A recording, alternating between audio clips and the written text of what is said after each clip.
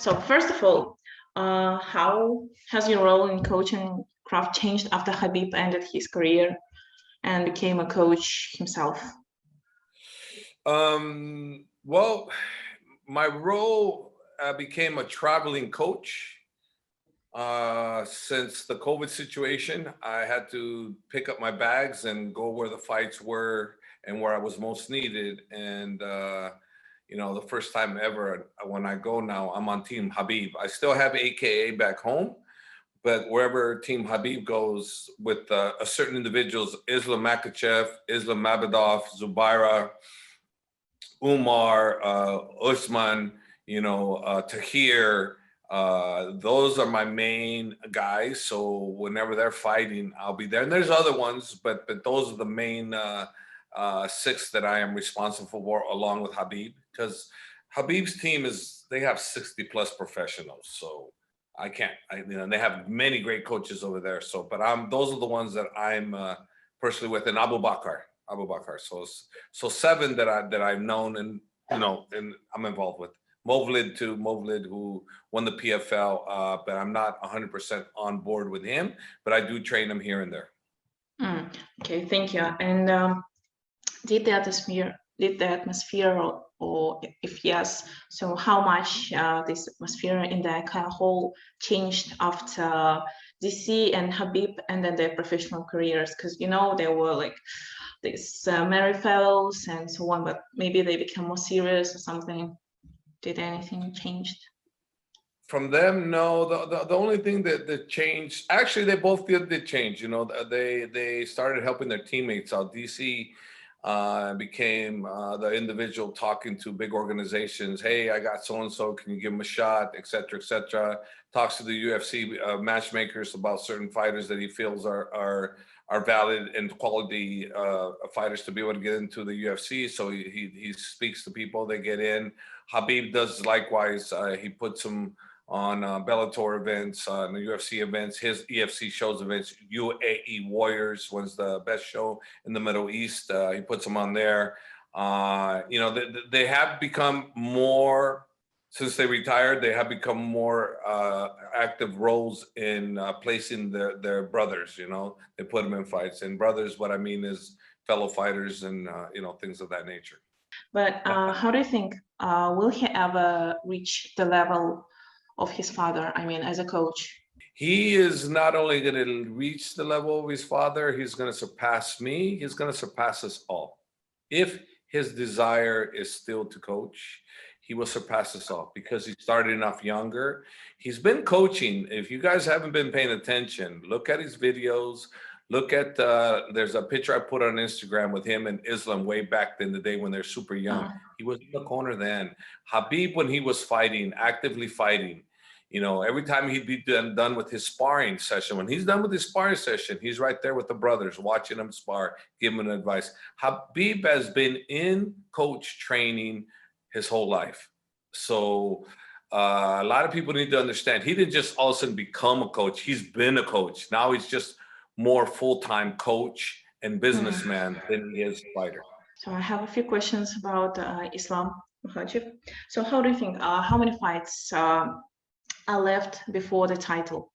So for the title shot.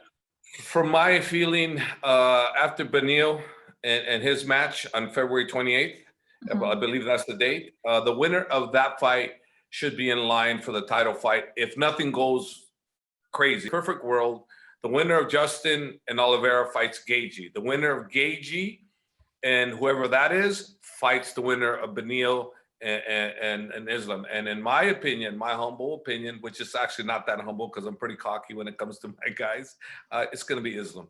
Okay, but have anyone went to your hole, to a hole and trained there? Maybe Kazakhstan? Yes, from Kazakhstan. Yes, I've had some, but they were inexperienced. They didn't have the kind of wrestling, the kind of jiu-jitsu, the kind of training that was needed for them to go to a higher level. So I had some, the most loyal, humble, great cultured, they're really great people, unbelievable, humble, just respectful. I mean, I'm always humbled by when I have someone from Kazakhstan, Kyrgyzstan, Dagestan, you know, Tajikistan. You know, it's just the most respectful, humble individuals I've ever encountered in my whole entire life. It changes my whole perspective, because when I have somebody from a stand country, I know I'm getting huge respect, huge culture difference between how they interact with their coaches and what they respect, how much they respect their teachers, what they'll do for their teachers. It's unbelievable. And because of that, their upbringing, they're going to be great fighters coming out of Kazakhstan, great fighters coming. It's just a matter of time. They're beginning, you know, they're not fully ingrained into it. So you have to give them time. Once more time passes through, more years go by, you're going to see many great fighters coming from there, many great fighters, but they just need more time.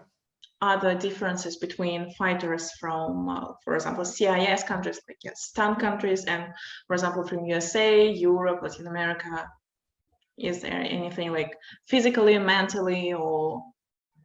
Well, the mental part from the Kazakhstan fighters is they have desire, huge desire. They just don't know how to start, and they don't have a solid discipline in jiu-jitsu or wrestling. And they have a solid jiu-jitsu and wrestling or jiu-jitsu, they don't have much else. So it's kind of hard for them. But once they start understanding, their talent is there, their ability is there, but the knowledge, how to put it all together, it's not quite there yet, but it will get there. Like, for instance, I'll give you something that I'll let you in on now that not many people are fully aware of, and they're starting to become aware of. Dagestan, Russia, Habib's Abdulmanap's gym. There's going to be many great champions coming out of that gym. Now, you hear things like AKA, you hear things like Greg Jackson's American Top Team, you know, Sanford's MMA, you know, Fight Ready, you know, Alpha Male, right? You hear a lot of that, you know.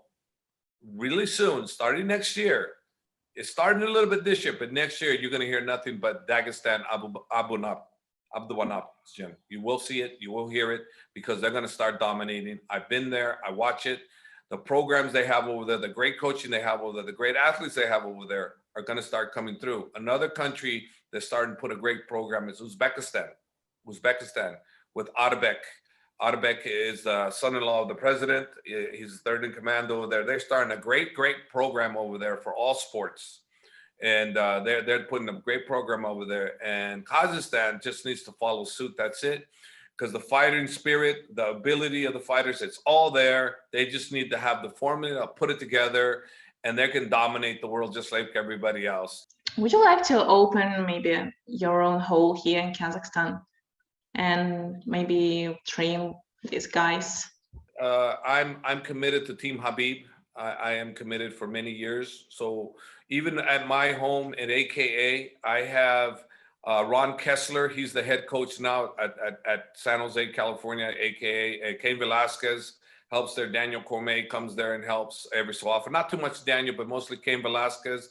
And Ron Kessler is the head coach. I cannot be the head coach because now I'm Team Habib mostly. We are coming to San Jose in January, and we're gonna train like Islam, Zubaira. We're all gonna be training for fights. Islam Mabadov is fighting for Bellator.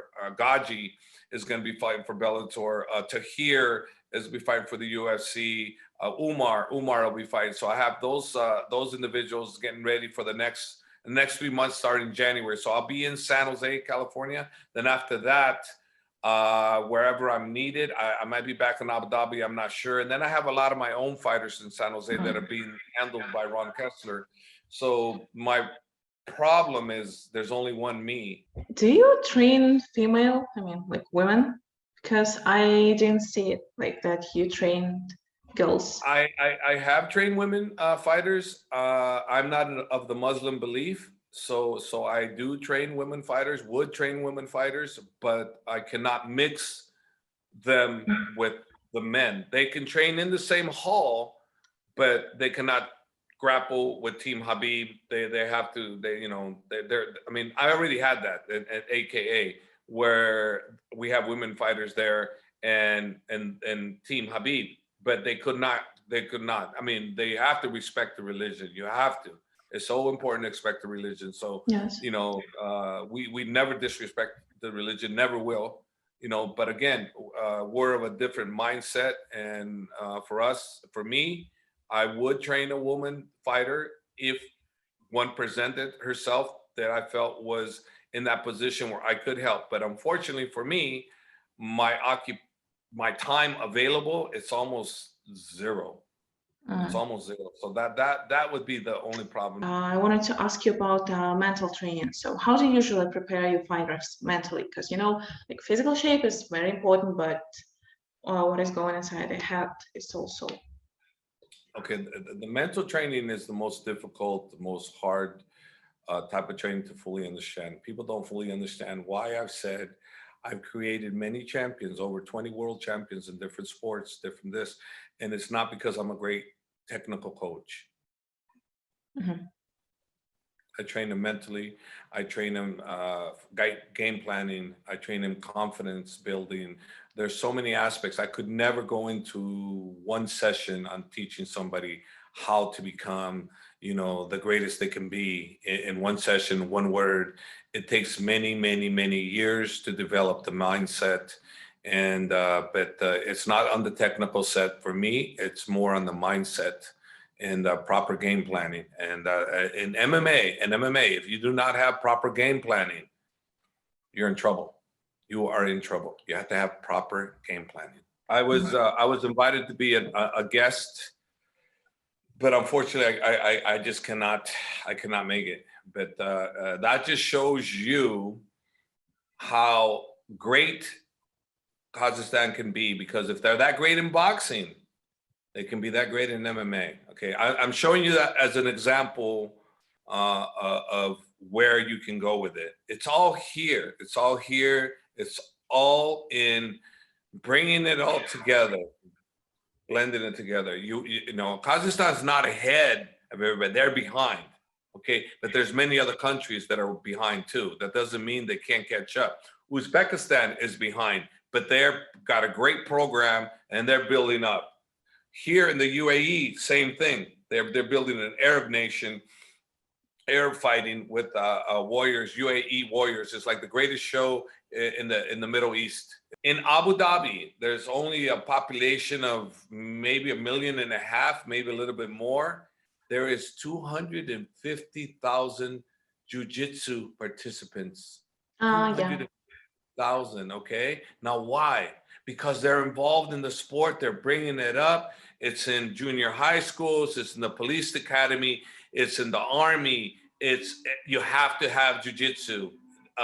And what I'm saying is it takes from a government official to bring it up. So in your country, it's gonna take things of that nature for them to come into sports to bring it up. Without that, you have a hard road, very hard road. So if you have government politicians that are out there that have passionate about sport and they can see the benefits from having everybody be involved in sport, the mental positive, everything that can be built off of sport, it's a great thing. That's one of the things that Habib's father had in mind, you know, and that's why I always say to Habib, father's plan. Father's plan is not just about fighting, it's about creating a great environment for the youth to grow and having achievements, having goals through sport, you know, through sport. And that's one of the things that the message I can give you guys is have that person that's who's a powerful leader that can have that vision